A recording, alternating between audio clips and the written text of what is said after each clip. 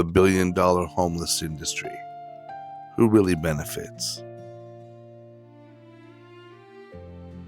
How far does $1 billion go?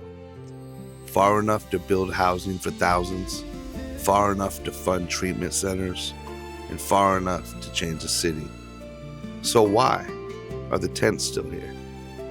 Every year in America, billions of dollars are allocated to fight homelessness. Federal grants, state budgets, local taxes, emergency funds, bonds, special measures, and task forces. And yet, the crisis grows. This isn't a story about blaming the people living on the streets. It's a story about the system built around them. And the uncomfortable question nobody wants to ask: who really benefits from the billion-dollar homeless industry? The money river. Homelessness funding flows from multiple directions. Federal programs through agencies like the Department of Housing and Urban Development, state-level housing initiatives, city contracts, nonprofit grants, emergency response budgets, and private donations. On paper, it looks massive. In some major cities, annual homelessness spending crosses into the billions. That sounds like urgency. It sounds like action. But follow the money downstream, and things get complicated. Funds are divided between outreach teams, temporary shelters, transitional housing, mental health services, addiction treatment, sanitation contracts, encampment cleanups, security, consultants, administrative overhead, data systems, and more. Each category is necessary. Each category costs money. But here's the question: how much actually results in someone permanently leaving the streets? The shelter cycle. Imagine this loop. A person enters a temporary shelter. They stay for a limited time. They exit. They return. Shelters operate at capacity. Funding is renewed, and beds stay full. From a humanitarian standpoint, shelters provide immediate relief. From a financial standpoint, full beds justify continued funding. But full beds do not equal permanent solutions. Temporary housing can become a revolving door, and revolving doors keep budgets spinning. The contract economy. Homelessness response requires services.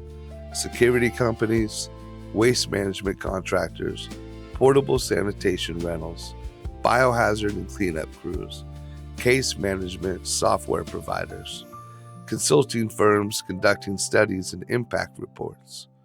Entire industries have formed around managing homelessness. Not solving it, managing it. City councils approve emergency measures. Contracts are awarded. Projects launch. Reports are written.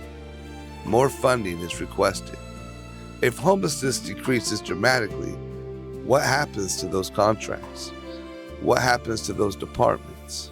And what happens to those budgets? Administrative gravity.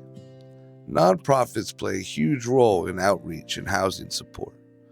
Many do life-saving work, but nonprofit funding structures often require growth to sustain operations. Grants must be applied for annually, staff must be paid, offices must be maintained, data must be tracked, and compliance must be documented. Administrative costs can quietly consume a significant portion of total funding, and when funding depends on the scale of the problem, there is a little structural incentive for the problem to shrink too quickly. That doesn't mean people are evil. It means systems protect themselves. The political incentive. Homelessness is visible. Tents on sidewalks, encampments near businesses, public frustration rising. Politicians campaign on fixing it. New task forces are formed, new funding measures pass, and new promises are made. But long-term solutions often require difficult trade-offs. Zoning reform, mental health infrastructure, drug policy reform, accountability standards, performance audits. Those are slow. Emergency spending is fast, and fast spending looks like action. The real drivers. Behind the tents are deeper forces: skyrocketing housing costs, stagnant wages, mental illness, addiction crisis, family breakdown, medical debt, and economic displacement. You cannot budget your way out of a structural breakdown, but budgeting is what cities know how to do.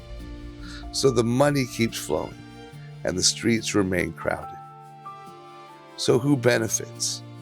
The answer is not simple. Some benefit financially, some benefit politically, some benefit bureaucratically, and some survive another night because of the system.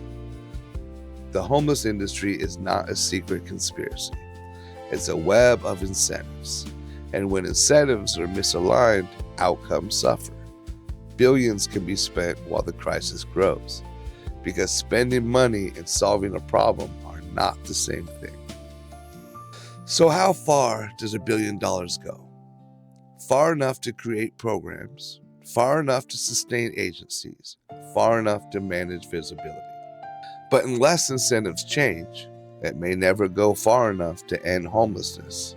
And until we ask who truly benefits from the current system, the tents will remain and the budgets will grow. Thanks for watching.